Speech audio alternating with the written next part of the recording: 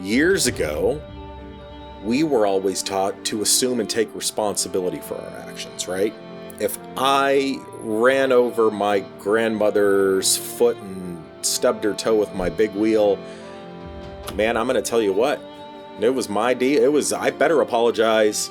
It is completely unrealistic to say that if you use any social media platform of any kind, I don't care what it is, there is the potential that your small child will see something, hear something, download something that he or she is not supposed to do.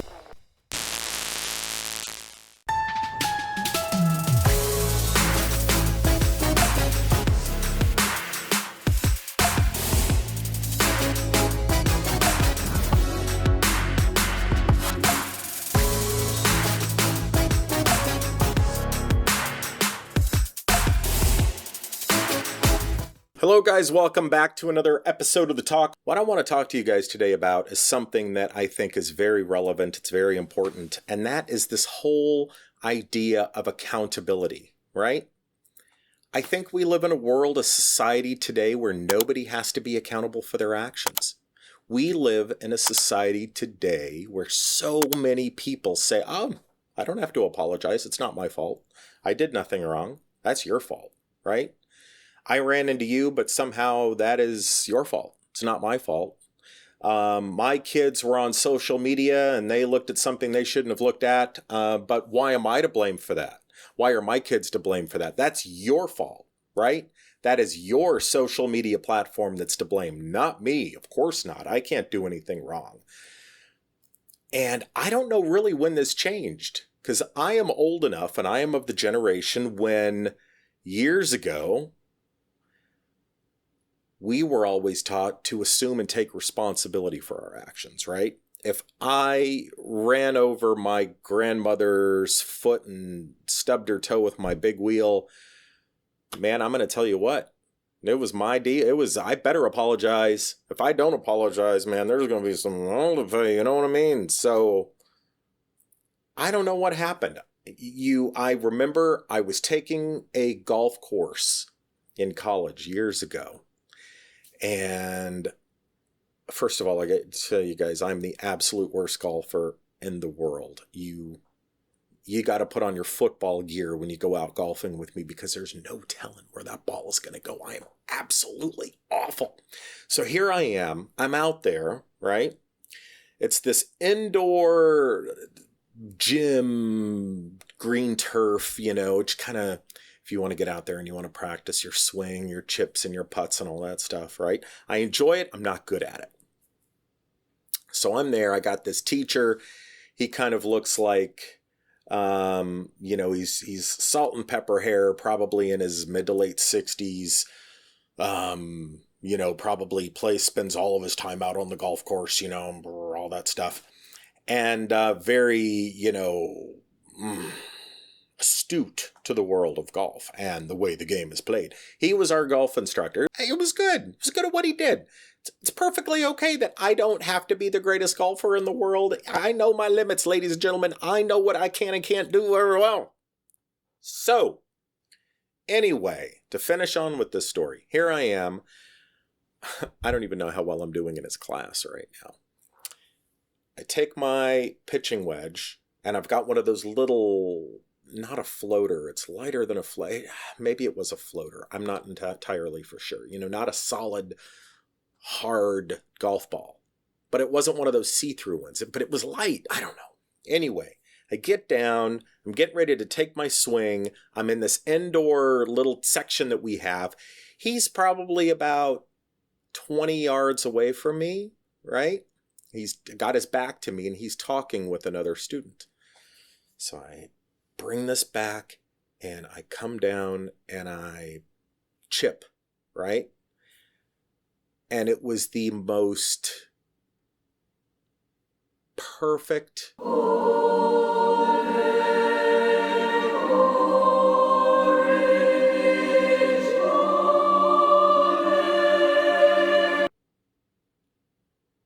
the heavens opened up. It was beautiful. I don't usually do shots like that, but this one was amazing. It was gorgeous. I just felt like I would hear angels singing, right? And I would just see the sky open up. It was beautiful. Right? Almost made me want to cry. It was just gorgeous. I've never made a golf shot like that since, and that was many, many years ago. But anyway, I chip. The ball flies, perfect arc in the air. Hits the golf instructor smack dab in the back of the head. I'm the only one that's 20 yards south, downwind.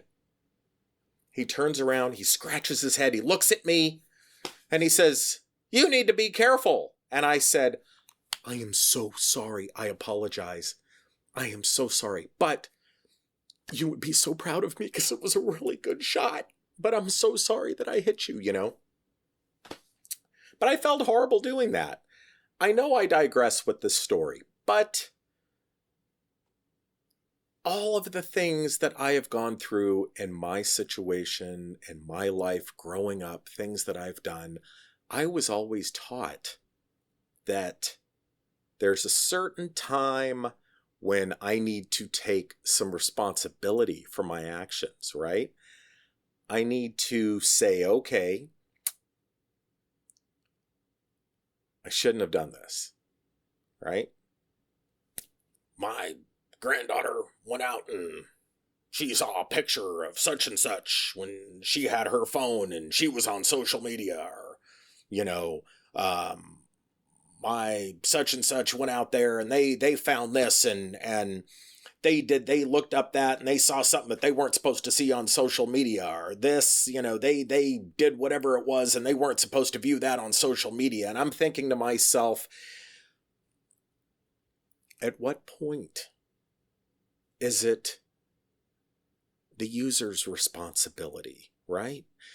It is completely unrealistic to say that if you use any social media platform of any kind, I don't care what it is, there is the potential that your small child will see something, hear something, download something, listen to something that he or she is not supposed to do. A child has gotten an image off of some social media website, and that was something that they shouldn't have done, which they shouldn't have. But you know what? We're the parents out there telling the kids that, look, I'm locking your phone down. You cannot access these sites. I'm sorry. It's just not age appropriate. You're not old enough, right?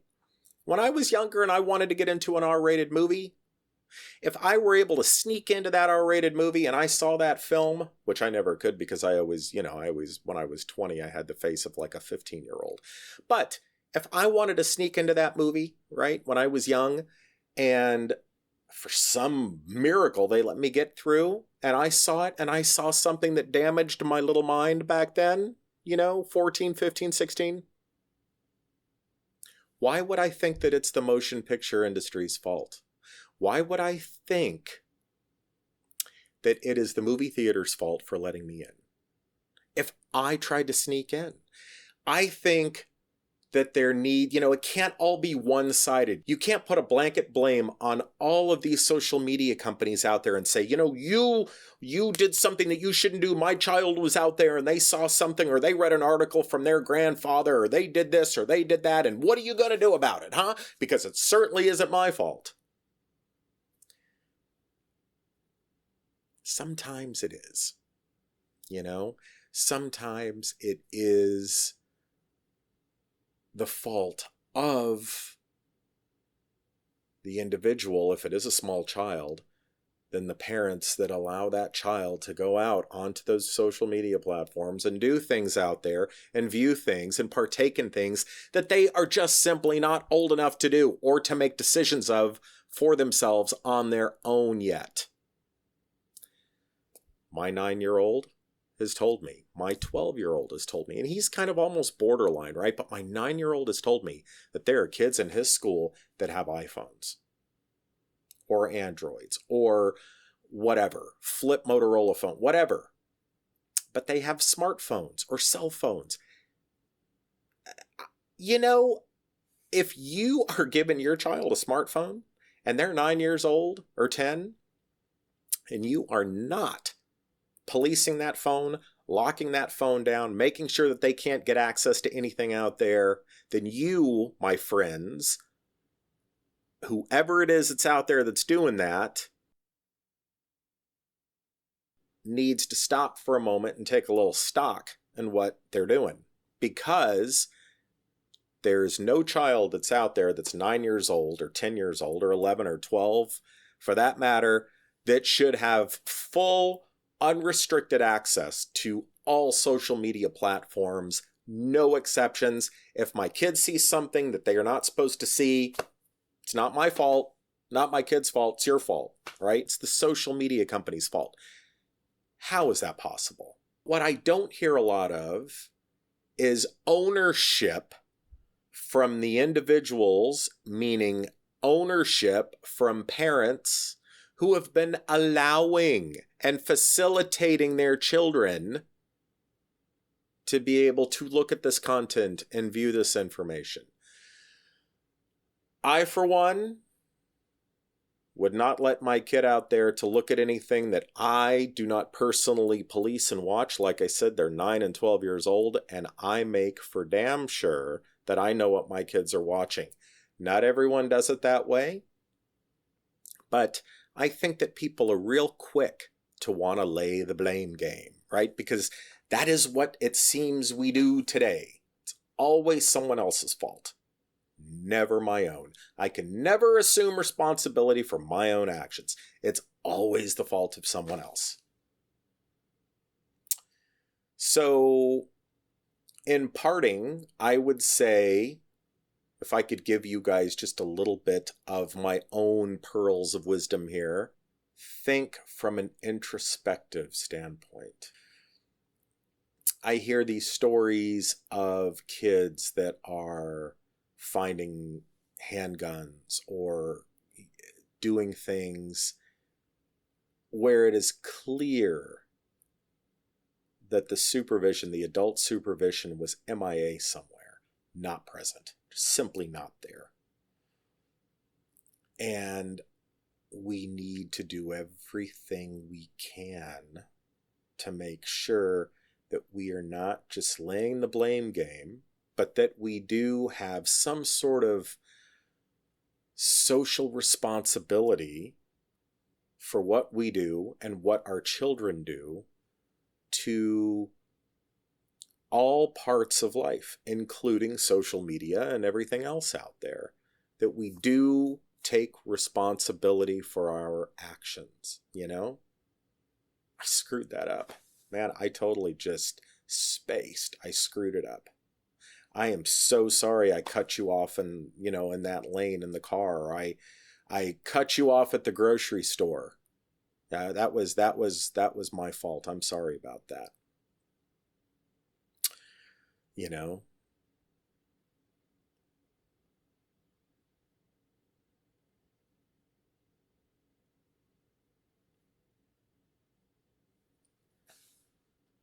Didn't mean to cut you off. I apologize. I'm so sorry. You were speaking. I'm sorry. I completely interrupted you. Oh my gosh, I cannot believe that my child was out there looking at that site. That is my bad. It is my fault. I am so sorry. That will never happen again. My kid called your kid. What? I'll have a talk with little Junior as soon as I see him. There'll be a consequence. There should be some ownership to our actions. That's all I'm saying. So when you see something out there and you think, wow, man, whatever it is, that social media platform, they are really taking a beating, man. They're taking a pounding out there. Are we really stopping to think that maybe we, as the consumers that are consuming that media, are doing all that we can to mitigate any potential problems that our children may have with this. Are we doing anything at all? Or are we just handing them a phone and saying, have at it, have fun? Now, I could also get to, yes, but my daughter, she doesn't do that. I make sure that I police every site that she's at, but then when she goes to her friend's house and she plays with little Sally doesn't have any, her parents don't seem to care, and they let her do whatever it is she wants to do. So what am I supposed to do? You're supposed to know that the little girl down the road that your daughter plays with, Sally, is not doing anything to your child, right? Because maybe if she is, then that's a discussion that you may want to have with Sally's mom or dad. And, you want to just get that stuff cleared out. My son, he can't stand cuss words. He doesn't like to cuss, my younger one. And he's real funny about that stuff. If somebody is cussing around him, he is very, very quick to say, hey, please don't use that language. I don't like it. I commend him for that. I'm glad that he does that. I am. He doesn't want to hear it. We just have to think that what we do and say and how we mold and sculpt our children has a consequence, right? It has an effect. We cannot blindly go through life and think that our kids somehow will grow up, and as they do things, which kids will always do, that we can somehow absolve them from everything and say, you know what? You don't have to apologize for anything, little junior. That's it. You're good. You can do whatever you want. You can do anything you want to do, and you don't have to apologize for it. It's perfectly okay. Do it. Don't ever say you're sorry.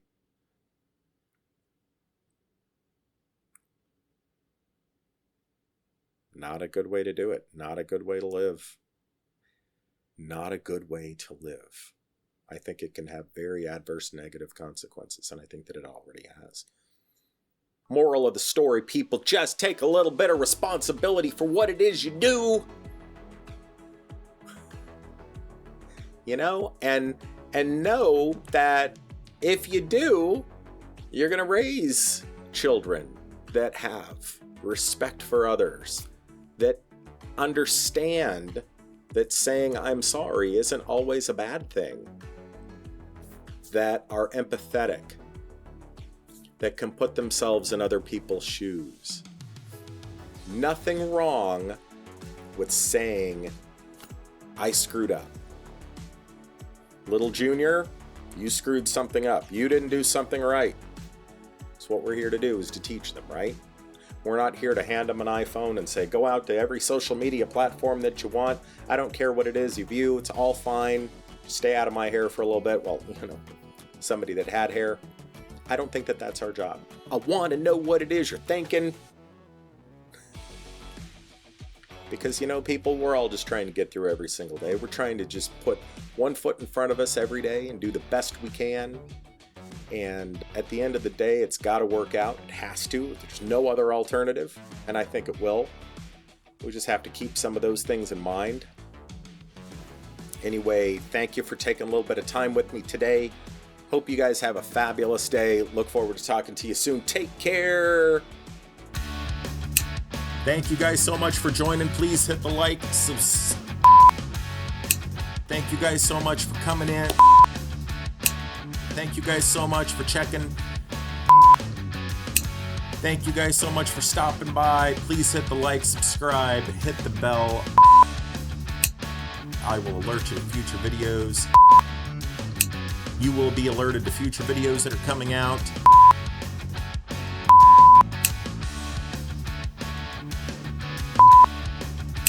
Thank you so much for stopping by. Have a fabulous day today. We'll talk to you soon. Ciao.